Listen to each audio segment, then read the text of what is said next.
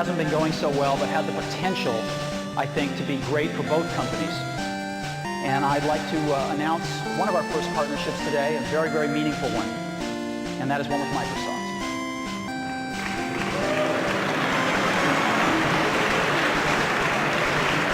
I'd like to take you through this.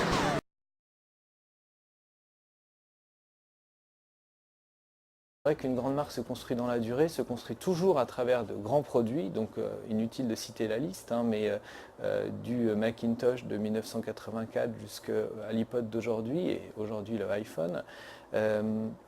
Donc c'est une grande marque sur toutes les dimensions mythologiques, technologiques, et c'est une marque qui a su en fait incarner un certain nombre de valeurs, et notamment l'esthétique dans la technologie, la simplicité d'usage, et qui finalement peut décliner ces valeurs sur tout un tas de produits, et pourquoi pas un jour une voiture Apple si ça correspond précisément à ces valeurs.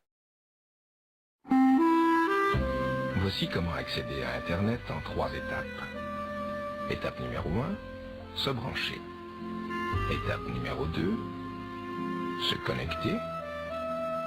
Étape numéro 3, il n'y a pas d'étape numéro 3. Il n'y a pas d'étape numéro 3.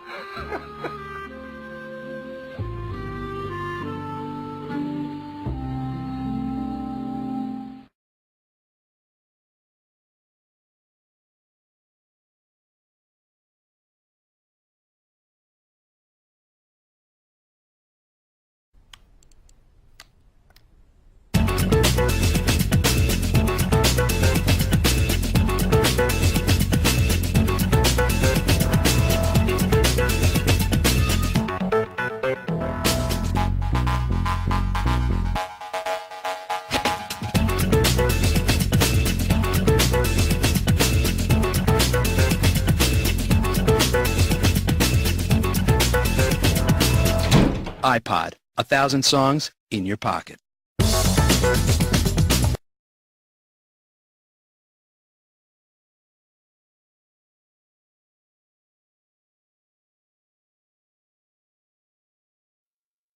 Voilà comment on l'allume. Là, c'est votre musique. Là, vos mails.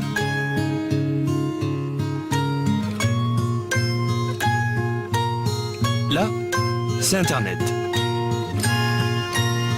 Et ça, c'est un appel sur votre iPhone.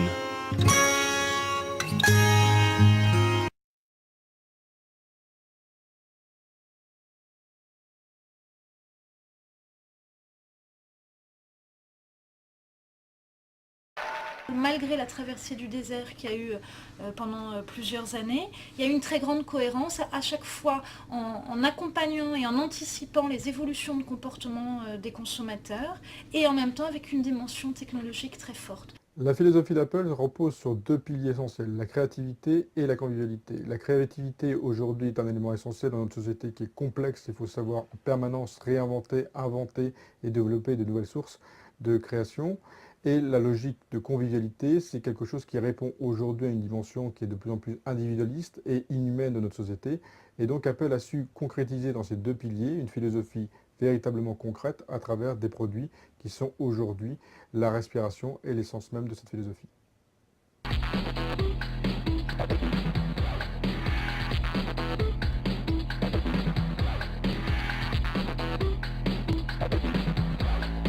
You completed 30 minutes, 27 seconds.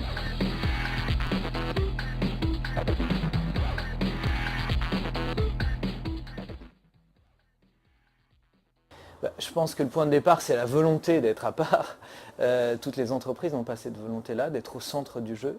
Après, il y a des méthodes éventuellement, d'écoute certainement du client, mais également de convergence, de coordination de la technologie et de l'écoute client. Et certainement pas en écoutant le client qu'on peut inventer l'iPod. Donc c'est précisément la capacité à intégrer le client dans toutes les phases du développement, mais c'est également la volonté d'être différent, farouchement différent. Il a été innovant, c'est-à-dire il a proposé une autre vision d'informatique. Ça, c'est l'innovation. Là, aujourd'hui, ils sont à la mode, ils sont tendance. Et je ne pense pas qu'on puisse inscrire une société uniquement sur des tendances et de la mode. Apple compris. Donc ils avaient une vraie volonté, une vraie vision, une vraie démarche. Et je pense qu'ils sont en train de se perdre avec justement des produits que j'appelle moi éphémères, tendances.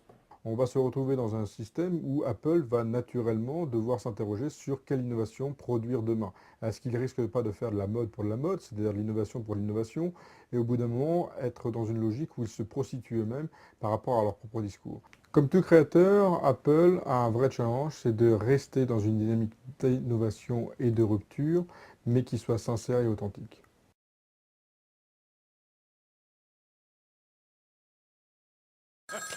Service après-vente, bonjour. J'ai un iPad. J'ai un iPad. Je suis en possession d'un iPad. J'en ai fait l'acquisition. Ça vous sert à quoi? À rien. Mais j'ai un iPad. J'ai un iPad.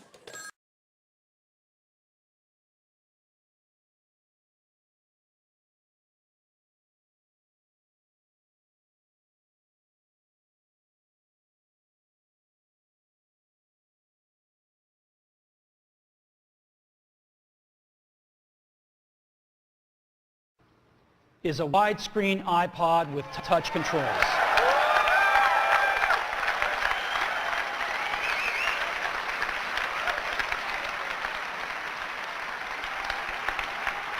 The second is a revolutionary mobile phone.